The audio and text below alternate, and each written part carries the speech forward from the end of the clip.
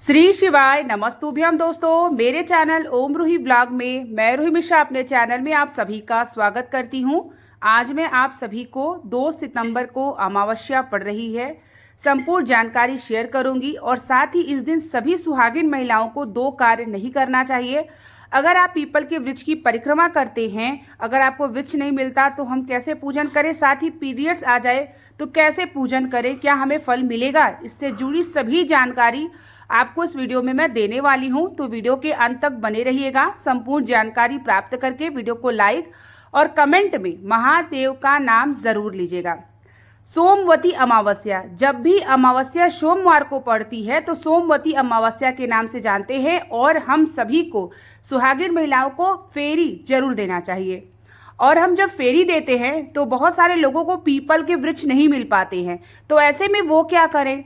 तो अगर आपको पीपल का वृक्ष ना मिले तो आपके घर में तुलसी माता तो सभी के घर में होती है, तो आप तुलसी के माता के पास भी पूजन कर सकते हैं। वैसे पूरी कोशिश करिए कि आपको पीपल का वृक्ष मिल जाए, और ना मिले तो आप तुलसी में भी परिक्रमा कर सकते हैं, पूजन कर सकते हैं, श्रृंगार का सामान चढ़ा सकते हैं। जैसे कि पीपल के वृक्ष में होता है हल्दी और चावल का लेपन तैयार किया जाता है। 108 हम कोई भी वस्तु अर्पित करते हैं और कच्चे सूत से हम फेरी देते हैं श्रृंगार का सामान, तो वो सभी चीज़ें आप तुलसी के पेड़ में भी कर सकते हैं अगर ना मिले उस परिस्थिति में। साथ ही अगर आपका पीरियड्स आ जाता है तो कैसे करें पूजा। तो अगर आपका पीरियड्स आ जाता है तो आपको ये हर वर्ष करना होता है। जब भी सोमवार की अमावस्या पड़ती है तो आप अपने घर में किसी कन्या से या कोई भी और भी हो जो आपकी फेरी दे सकता है, वो सारी पूजा की सामग्री आप उसे दे दीजिए और आपकी पूजन वो कर दे, तो भी आपको फल जरूर मिलता है। और फेरी हमें रोकना नहीं चाहिए, पूजन आपको करवा लेना चाहिए किसी न किसी से, तो उसका भी फल आपको जरूर प्राप्त होता है। और कम से कम 108 परिक्रमा की जाती है। साथ ही अमावस्या के दिन 2 कार्य हमें क्या नहीं करना चाहिए। तो सबसे पहले अमावस्या के दिन बाल नहीं धोना चाहिए, क्योंकि ये जो दिन होता है ना, ये पितरों को अर्पित होता है, तो हमें बाल और दूसरा है नाखून वगैरह हमें नहीं कट करना चाहिए।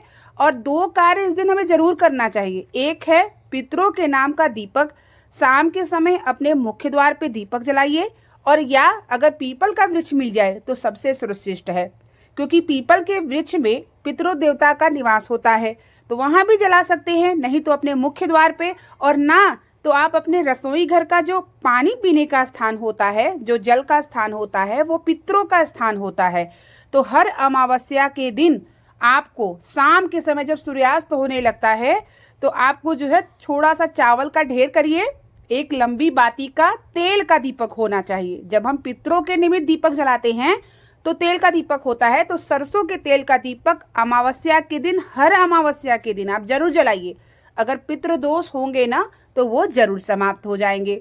साथ ही इस दिन कौवे को या तो आपको गौ माता, दोनों में से कोई मिल जाए, इस दिन जरूर कुछ न कुछ खिलाना चाहिए।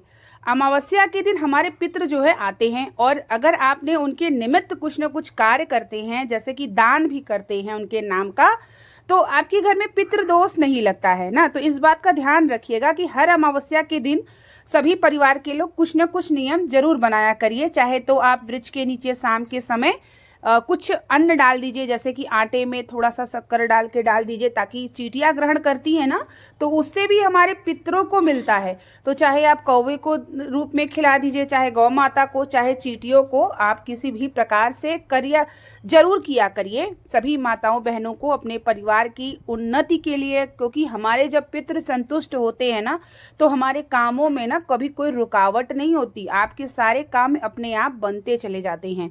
तो अमावस्या के दिन सभी सुहागिन महिलाओं को बाल नहीं धोना चाहिए, नाखून नहीं काटना चाहिए, और साथ ही बिना लहसुन प्याज का भोजन बनाना चाहिए। अमावस्या के दिन, हर अमावस्या के दिन ये कार्य जरूर करना चाहिए। स्नान हमें सुबह उठ के थोड़ा सा गंगा जल हो तो स्नान कर लीजिए, और उसके बाद घर में शिवलिंग है आपके तो उनकी विधि विधान से पूजन करिए। शिवलिंग की पूजन करने से तो वैसे भी हमारे पितृदोष समाप्त होते हैं।